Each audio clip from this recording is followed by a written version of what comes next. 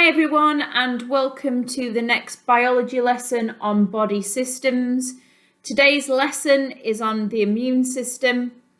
Like all your other biology lessons, if you haven't got a pen and paper in front of you, you will need to go and fetch them now.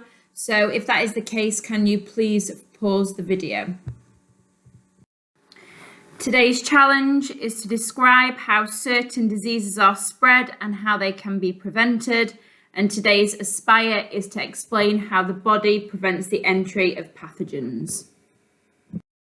Okay, so today's starter is, what is a pathogen?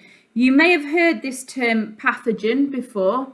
So what I would like you to do on your pieces of paper is write down some ideas as to what you think a pathogen is. And if you can, give me any examples of what you think a pathogen is. So I'm going to give you a couple of minutes. Off you go.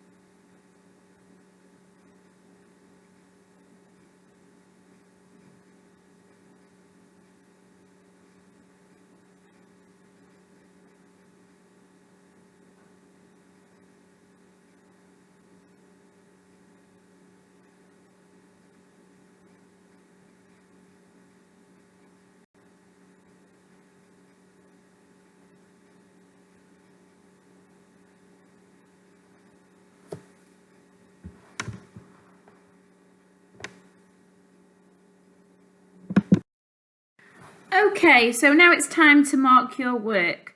So a pathogen that you may have heard of before are tiny microorganisms. So a microorganism is a living thing that we need a microscope to be able to see. So it's not something that you can visibly see with your eyes. And pathogens are microorganisms that cause disease in humans. Now, we have something called an immune system, which is what we're going to be learning about in today's lesson. And our immune system helps us defend against pathogens. So pathogens that you may have heard of before are bacteria, viruses, fungal infections, and also I'm going to introduce a new one to you today, which is called a protist. So, when a pathogen infects a person, it then starts to reproduce or replicate within the person. And that person then is called a host because they are hosting the particular type of pathogen. From then, the person can then infect other organisms that exist. And examples are, they could be from human to human, or human to animal, or animal to human. And there are four main types of pathogens, and some of them you may be familiar with. So ones that you would have heard of before would have been a virus, bacteria, fungi, and then one that you probably have not heard of before, which is new to you, which is the protist group of pathogens. So I've got a question for you. On the top right-hand corner, you can see a diagram. I would like you to write down how you think this picture has been taken. So this is a picture of a pathogen. How has this picture been taken? So I'm going to give you 30 seconds. Off you go.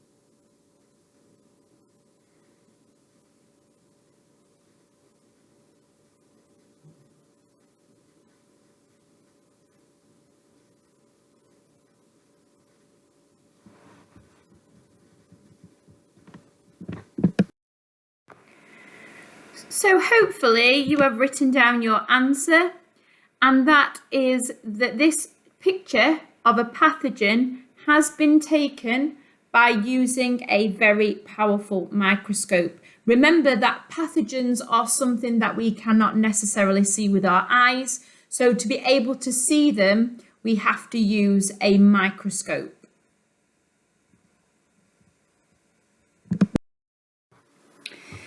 So a disease that is caused by a pathogen that is passed from one person to another is called a communicable disease. And these diseases can be spread by many different ways. So they can be spread by direct contact, so that's touching a person that has the disease or a surface that actually has the disease on. It can be by water. It can be spread by air, so by droplets within the air. It can be spread by unhygienic food preparation.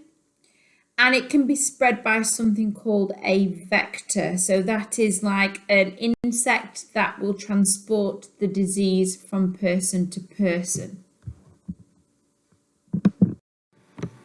So the very first type of disease that I would like to talk to you about today is a disease called cholera. Cholera is something that we do not really see in this country because cholera is caused by a bacteria that is found in dirty water. And our water supplies in this country are excellent. So you'll find this disease in places like Africa where they have very poor water quality. So thinking about that and thinking about cholera is a disease that's in dirty water, if somebody was to drink some dirty water containing cholera, what symptoms do you think that that person would show? So I'm going to give you 1 minute to write down what you think. Off you go.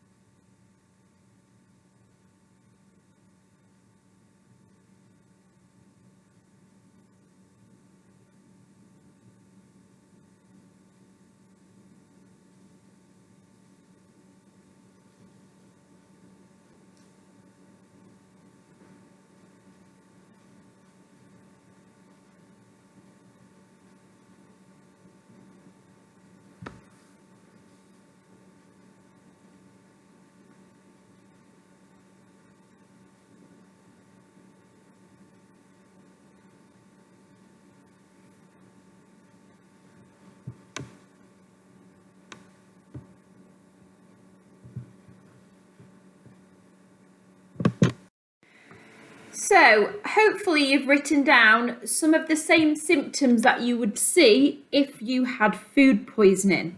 So some of the symptoms I hope that you've written down might be diarrhea, feeling and being sick, or stomach cramps. One thing I want to mention now is how cholera is actually killed within water supplies is by using chemicals such as chlorine or using UV light. And if you shine UV light through water, it will kill any pathogens that are in unclean water. So the next type of disease that I would like to talk to you about is Salmonella. Salmonella is also caused by a pathogen of bacteria, and this causes food poisoning. When you get food poisoning, it leads to abdominal cramps, vomiting, and diarrhea.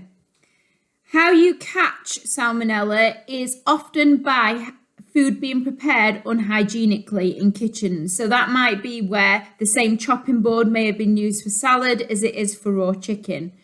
Also, you can get Salmonella from undercooked food, such as meat, eggs, and poultry, or foods that have not been reheated properly. What I would like you to do now is get your pen and paper, and I would like you to write down how we can prevent Salmonella. I'm going to give you 1 minute to do that. Off you go.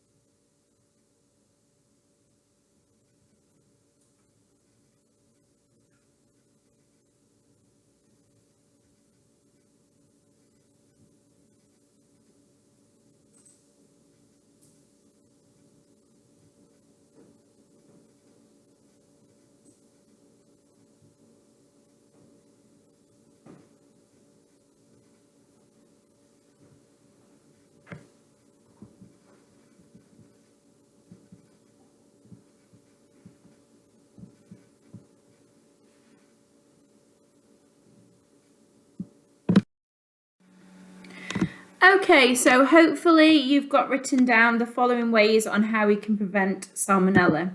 Firstly, you need to make sure that you keep all your kitchen surfaces and areas clean. Make sure that you don't use the same chopping boards for preparing raw meats as you would for things like salad that you're going to eat straight away. You need to make sure that you cook all meats and eggs properly, that all food that is reheated is heated to a high enough temperature and for long enough to kill any pathogens that could be in there. And also something to mention, all poultry in the UK are vaccinated against Salmonella. And that includes eggs. They are screened for Salmonella. They have on them a lion mark. And if they have that mark on it, it means that the eggs are free of Salmonella.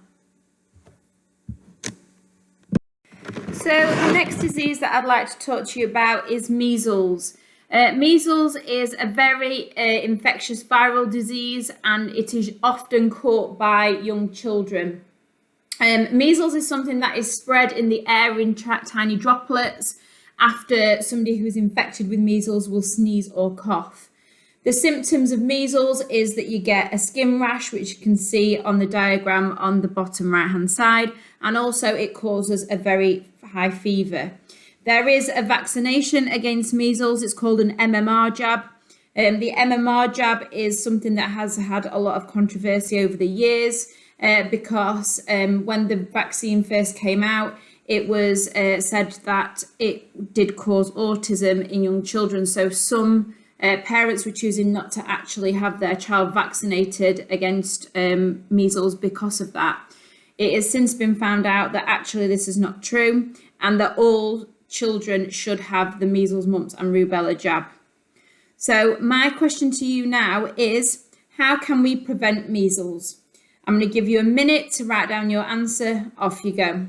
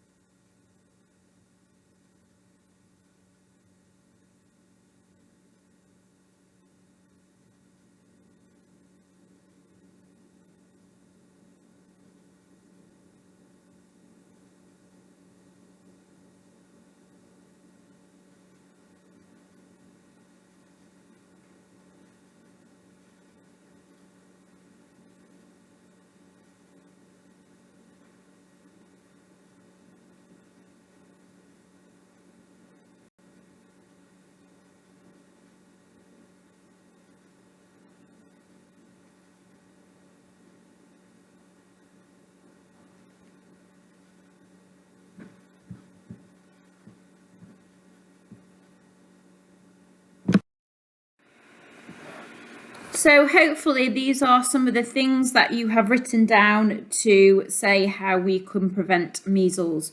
So if you cough or sneeze, make sure that you cough or sneeze into a tissue or into your elbow.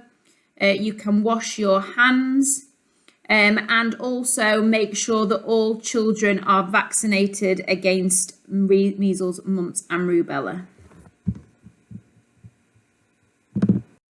So the next disease that I would like to talk to you about is a disease called malaria, and this is caused by a pathogen called a protist. Malaria is not something that you will see in this country. It is generally found in the tropical regions of the world, and it is caused by an insect called a mosquito. And how it is transmitted from one person to the next is the mosquitoes suck the blood containing the protist from an infected person, and then when they go and bite and suck the blood of the next person, they then pass on that protist. Now, because the mosquitoes themselves do not actually become ill, they are described as something that we call a vector. So that is just because they spread the disease from one person to the next. Now, symptoms of malaria that we see are generally sweats and chills. You have a fever, you get a headache, vomiting, diarrhea. They are typical symptoms that you will see.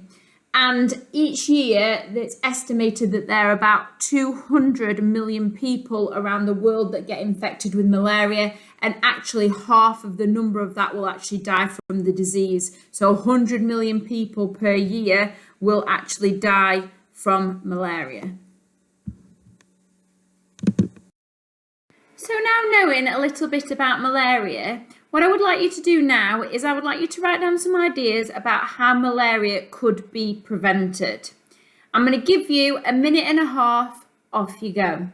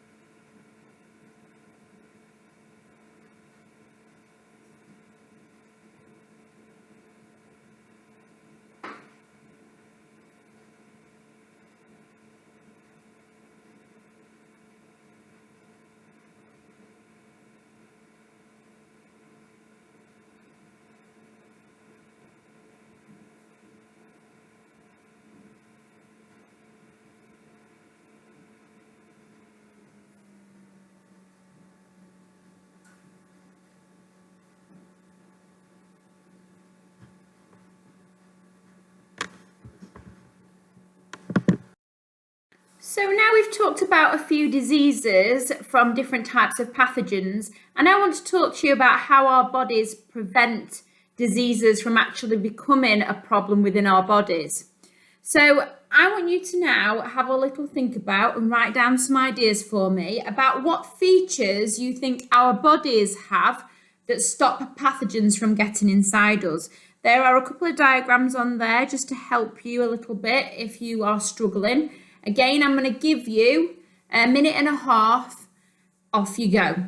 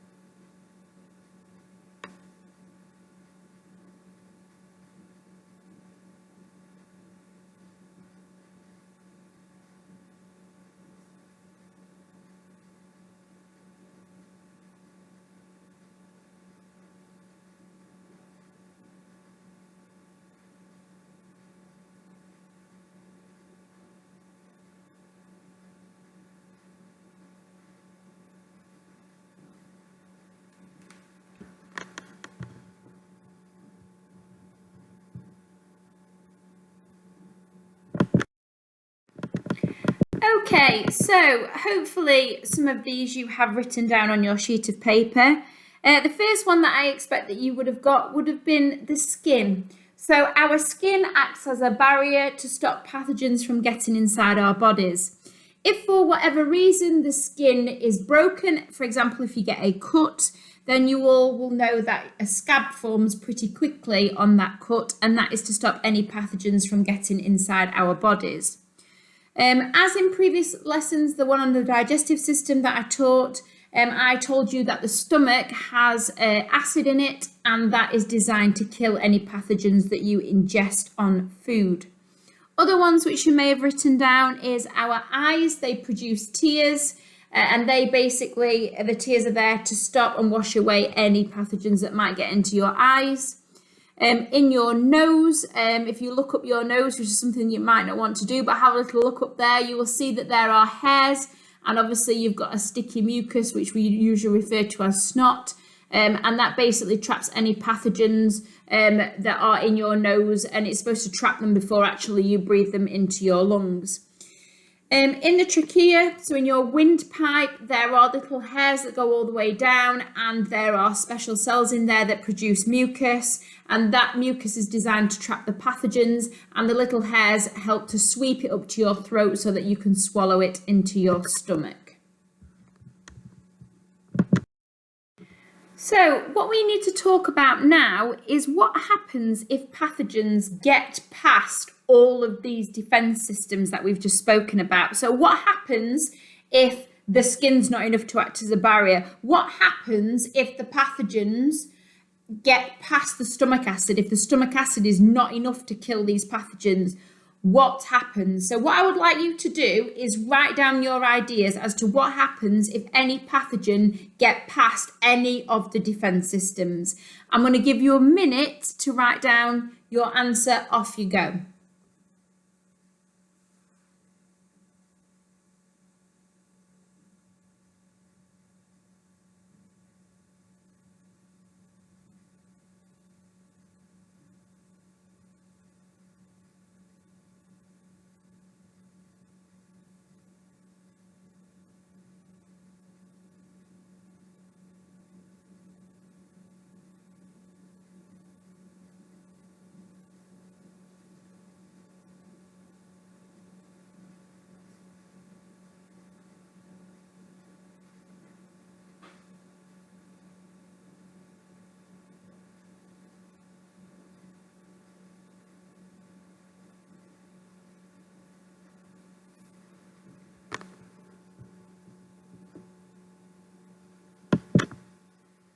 Okay, so hopefully you would have realised that if all of these defense mechanisms on our body fail, then obviously an infection will be caused inside our bodies. And then the next system that needs to kick in and respond to any pathogen that might be inside our bodies is our white blood cells. Remember from previous lessons that our white blood cells actually are carried within our blood, and their job is to destroy any pathogens that get through the first line of defense.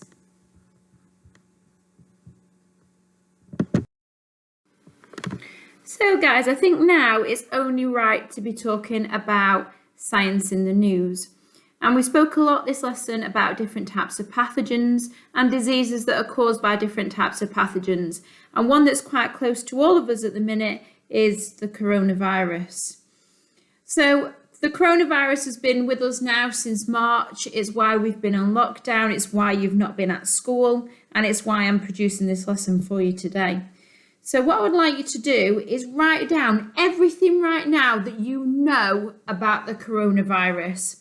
I'm going to give you a decent amount of time to do this because actually you probably do know quite a lot about it from watching the TV and maybe looking on the internet.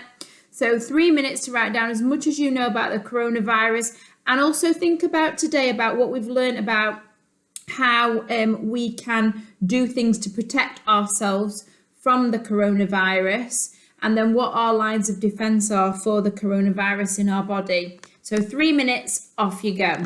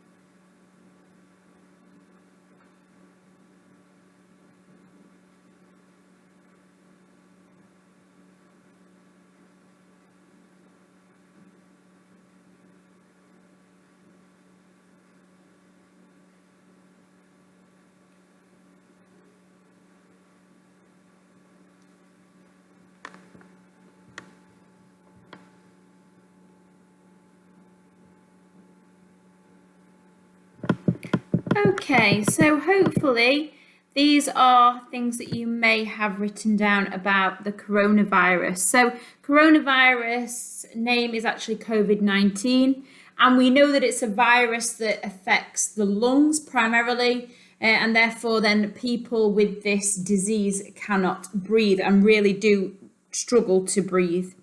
And the symptoms that you probably already know are a dry cough, a fever, a temperature, difficulty breathing. And then one thing that I've seen on the news today is that also your taste can be affected with coronavirus. We know that it's spread through people coughing and sneezing if they are infected with the coronavirus. So obviously you can walk through air droplets and catch it that way. And also if they land on certain things like door handles, worktops, tables, etc. So to prevent it, that's why there's been such a big thing about washing our hands. And if you remember when we was last in school, we was told to wash our hands and sing happy birthday. So we need to make sure that we wash our hands regularly and wash them well, and to avoid close contact with people who are unwell. And actually we need to keep social distancing, so we need to keep at least 2 meters apart from each other to make sure that we don't transmit if we're just speaking to somebody through the air droplets. The evidence also recently, as you probably know, is that children can catch the coronavirus, but in children it very rarely leads to severe symptoms. In fact, many children don't have any symptoms whatsoever, and that most children will actually recover from the coronavirus itself. Okay guys, so now we are at the last part of our lesson today, where we have come to the summary page. Again, like the other lessons that you've had from me, I would like you to copy down these summary notes, and I will give you 5 minutes at the end to do so. If you need to spend any more time, then please pause the video to allow yourself for that extra time to complete the notes. So today's summary: a pathogen is a microorganism which causes disease. There are 4 types of pathogens that exist. That's virus, bacteria, fungi and protists. Cholera and food poisoning, which also is known as Salmonella, are examples of diseases that are caused by bacteria. Measles is caused by a virus, and people with it have a fever and a red skin rash. Malaria is spread by mosquitoes. Skin on our body acts as a barrier to pathogens and stops them from getting inside of us. Our stomach produces acid to kill any pathogens. Our nose contains hair and sticky mucus to trap pathogens. And if pathogens get into our bloodstream, they will trigger an immune response, and our white blood cells will try to destroy them. So I'll give you 5 minutes to copy this information down. Off you go.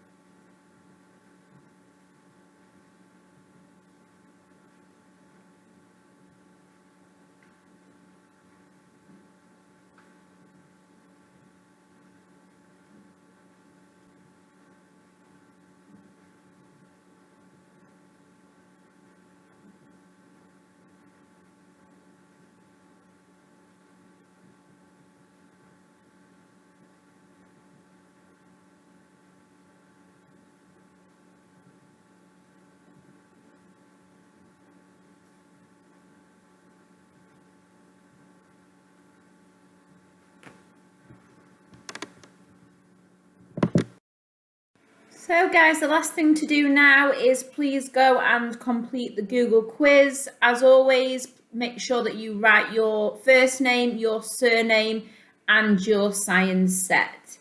Thank you. Bye.